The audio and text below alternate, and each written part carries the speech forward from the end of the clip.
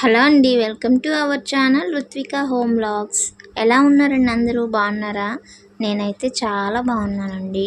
ఈ వీడియోలో మార్నింగ్ నుంచి ఈవినింగ్ వరకు నేను చేసే పనులన్నీ చూపిస్తూ మీతో మాట్లాడబోతున్నానండి. ఏం మాట్లాడతానా అనుకుంటున్నారు కదండి. నా ఆలోచన విధానాన్ని మార్చే కొన్ని మాటలు అయితే చెప్పాలనుకుంటున్నానండి. నేను ఇవి విన్న తర్వాత నా మైండ్ సెట్ అంతా మారిపోయింది. నా ఆలోచన విధానం మొత్తం మారింది. సో ఇవి మీకేమైనా పనికొస్తాయేమో అని చెప్పి మీతో షేర్ చేసుకోవాలని అయితే అనుకుంటున్నానండి. ఇప్పటి వరకు నేను పోస్ట్ చేసిన లాంగ్ వీడియోస్లన్నిటి మీద కూడా ఇది కొంచెం లెంత్ ఎక్కువైందండి. కానీ స్కిప్ చేయకుండా చూడండి. నా మాటలన్నీ మీకు నచ్చుతాయని నేను అనుకుంటున్నాను. ఇంకా ఈ వీడియోలో వచ్చేసి పొయ్యి మీద రైస్ చారు పెట్టేసి ఈ గిన్నెలన్నీ సర్దేసి ఈ ఉన్న గిన్నెలు కూడా క్లీన్ చేస్తూ మీతో మాట్లాడబోతున్నానండి. ఇంకా విషయానికి వస్తే నేనైతే ఎవరి జోలికి వెళ్ళనండి. నా పని ఏదో నేను చేసుకుంటాను. నా పిల్లల్ని చూసుకుంటూ, నేను ఇంట్లో పనులు చేసుకుంటూ, యూట్యూబ్ వీడియోలు చేసుకుంటూ, స్టిచ్చింగ్ చేసుకుంటూ నా పని అయితే నేను చేసుకుంటానండి. నేను ఎవరి జోలికి వెళ్ళను. కానీ ఈ మధ్య నా మైండ్ చాలా డిస్టర్బ్ అయ్యిందండి.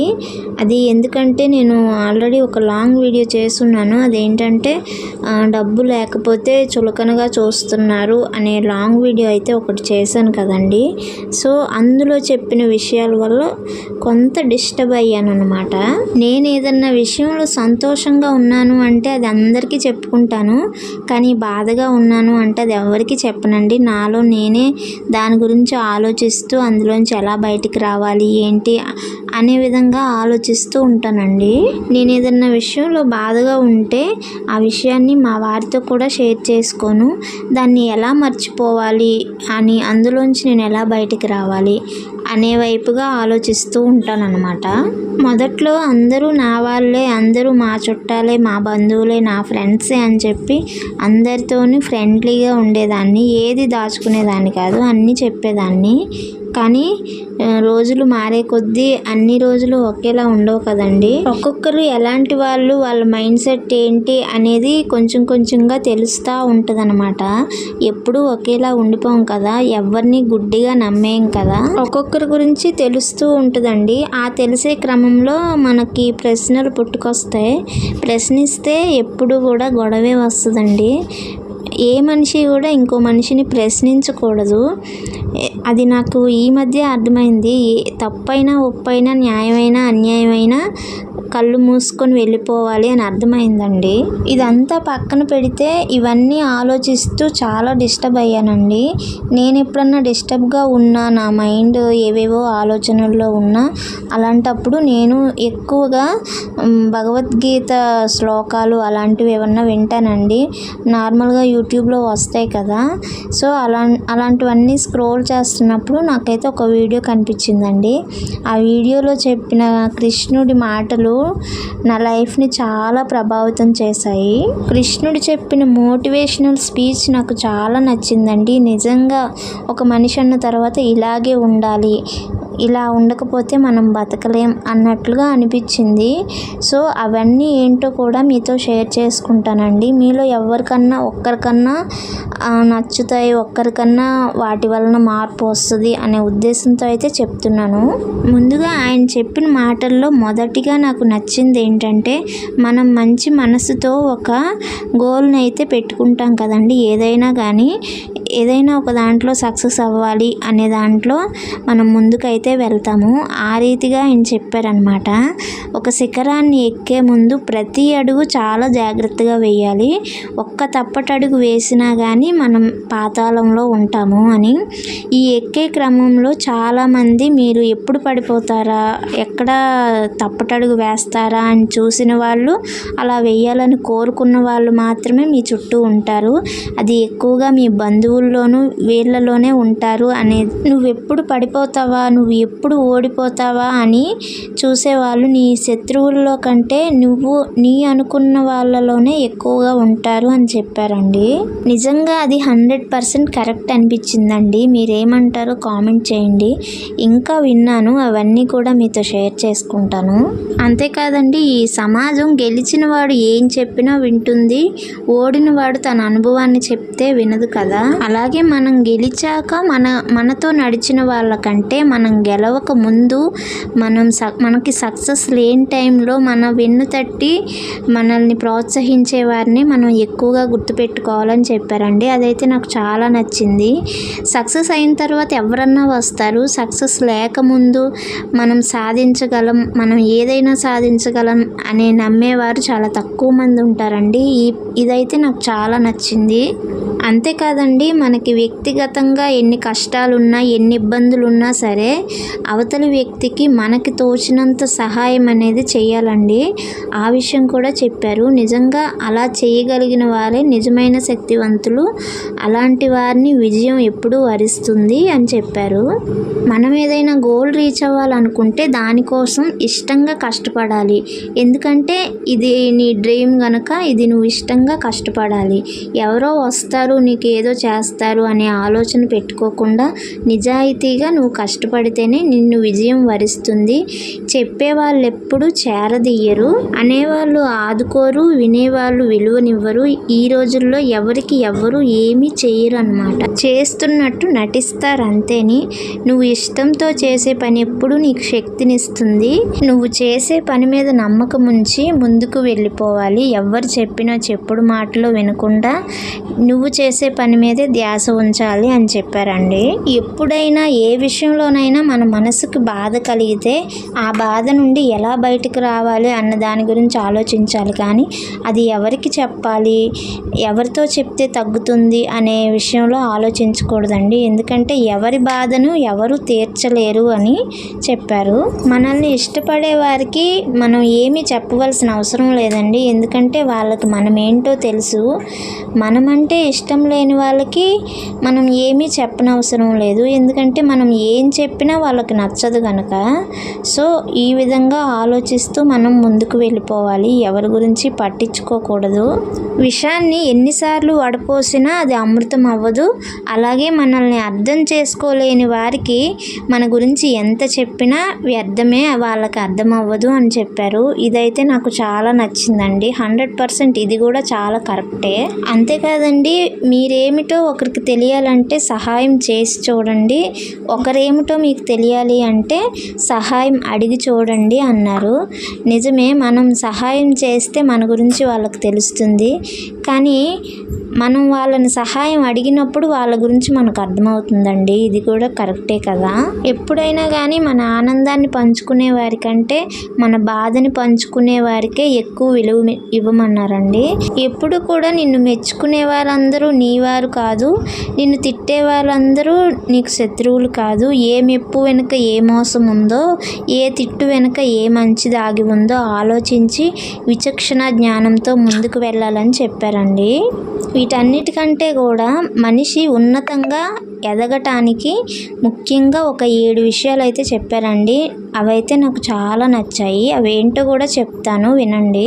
అందులో మొదటిది ఉన్న దాంట్లో సర్దుకుపోవడం, రెండవది ఓటమిలో కూడా కుంగిపోకుండా మానసికంగా స్థిరంగా నిలబడాలండి, మూడవది వచ్చేసి మనం ఎంత పేదరికంలో ఉన్నా నిజాయితీగా ఉండాలండి, ఏ విషయంలో కూడా తప్పు చేయకుండా నిలబడాలి, నాలుగవది మన మాట తీరు మంచిగా ఉండాలండి, ఐదవది వచ్చేసి మనం ఎంత కోపంలో ఉన్నా కానీ సహనంగా ఉండాలి, ఆరవది ఏంటంటే మనం ఎన్ని కష్టాలు వచ్చినా కానీ స్థిరంగా నిలబడాలి, నెక్స్ట్ ఏడవది ఏంటంటే ప్రతి మనిషికి గౌరవం ఇచ్చి మాట్లాడాలి, ఎదుటివారికి ఎప్పుడూ గౌరవంగానే చూడాలి అనేది చెప్పారండి.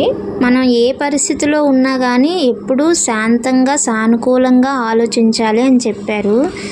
ఈ చెప్పిన ఈ 7 విషయాలు అలవర్చుకోవటం నార్మల్గా ఎవరికైనా కొంచెం కష్టంగానే ఉంటుంది. ఆ మార్గంలో నడవాలి అని గట్టిగా నిర్ణయించుకునే వాళ్ళకి ఇదైతే అసాధ్యమైతే కాదండి.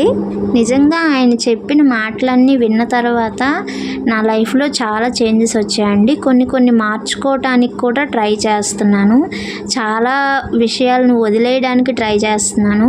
అంతేకాదండి, మన లైఫ్లో పెట్టుకున్న గోల్స్ గురించి ఆలోచించి మనం ఎలా ముందుకు వెళ్ళాలి, ఎలా ఎదగాలి, దీని గురించి ఆలోచిస్తే మనకేమన్నా ఉపయోగం ఉంటుంది. కానీ అవసరం లేని వాళ్ళేదో అన్నారు, వీళ్ళేదో అన్నారు అన్న విషయాలు మనం ఆలోచిస్తూ మన టైం అండ్ ఎనర్జీని వేస్ట్ చేసుకోవటం వేస్ట్ అనిపించిందండి. అందుకని చెప్పి ఈ మాటలు అయితే నా ఆలోచన విధానాన్ని మొత్తాన్ని మార్చాయన్నమాట. సో ఇవి మీకేమన్నా ఉపయోగపడతాయేమోనని మీతో షేర్ చేసుకున్నానండి. నేను విన్న మాటల్లో నాకు అర్థమైనంతలో మీకు కన్వే అయ్యేలాగా చెప్పాననే అనుకుంటున్నానండి. ఏమన్నా డౌట్స్ ఉంటే కనుక కామెంట్ చేయండి. ఏదైనా తప్పు మాట్లాడుంటే క్షమించండి. నేను అంతా కరెక్ట్గా చెప్పానో లేదో, కరెక్ట్గా కన్వే అయ్యిందో లేదో తెలియదు, కానీ నాకైతే మాత్రం చాలా అర్థమైంది. నెక్స్ట్ నా ఆలోచన విధానం మార్చుకోవాలి అని నాకు అనిపించింది. నిజంగా నేను ఎవరి జోలికి వెళ్ళకపోయినా నా పని నేను చేసుకుంటున్నా. నా వెనకాల ఎవరో ఏదో అనుకుంటున్నారని ఆలోచిస్తూ టైం వేస్ట్ చేసుకోవడం కరెక్ట్ కాదనిపించింది. అందుకని చెప్పి నేను ఏదైతే గోల్ పెట్టుకున్నానో దానికోసం కష్టపడాలి అని నిర్ణయం తీసుకున్నానండి. ఇంకా చాలా మంచి విషయాలు అయితే చెప్పారండి, కానీ ఇవన్నీ కూడా నెక్స్ట్ వీడియోలో షేర్ చేస్తాను. ఈ వీడియో కనుక నచ్చి మీకు నేను చెప్పే మాటలు కరెక్ట్ అనిపిస్తే కనుక లైక్ చేసి కామెంట్ చేయండి. మీకేమన్నా డౌట్స్ ఉన్నా కామెంట్ చేయండి.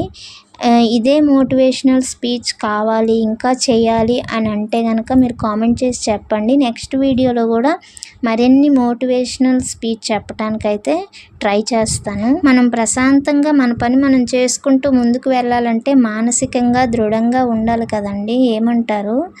సో ఆ మానసికంగా దృఢంగా ఉండడం కోసమే ఈ మోటివేషనల్ స్పీచ్ అనమాట.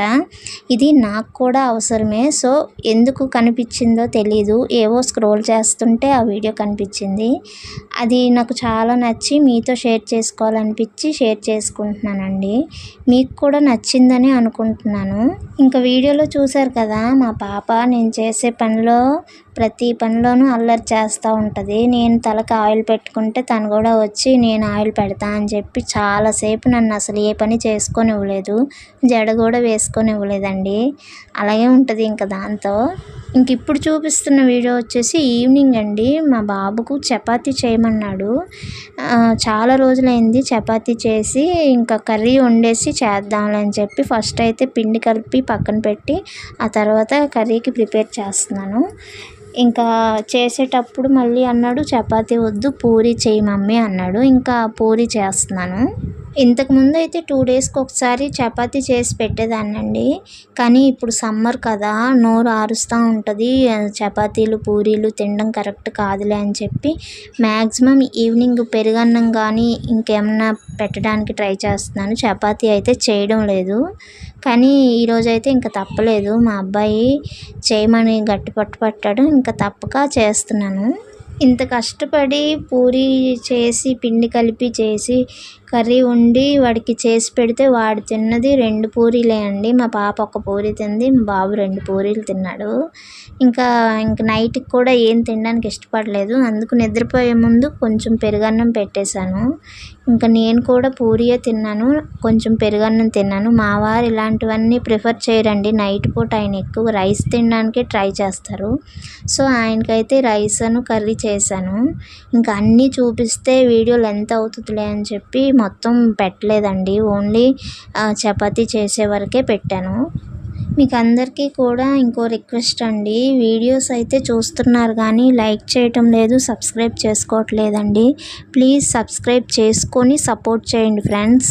మీరు చేసే లైక్ అండ్ సబ్స్క్రైబ్ మరిన్ని వీడియోస్ చేయాలని ఇంట్రెస్ట్ అయితే వస్తుందండి. అదే కాకుండా ఒక మంచి కామెంట్తో అయితే పలకరించండి. మీరు పెట్టే ఒక మంచి కామెంటు ఒక ప్రోత్సాహాన్ని ఇస్తుంది.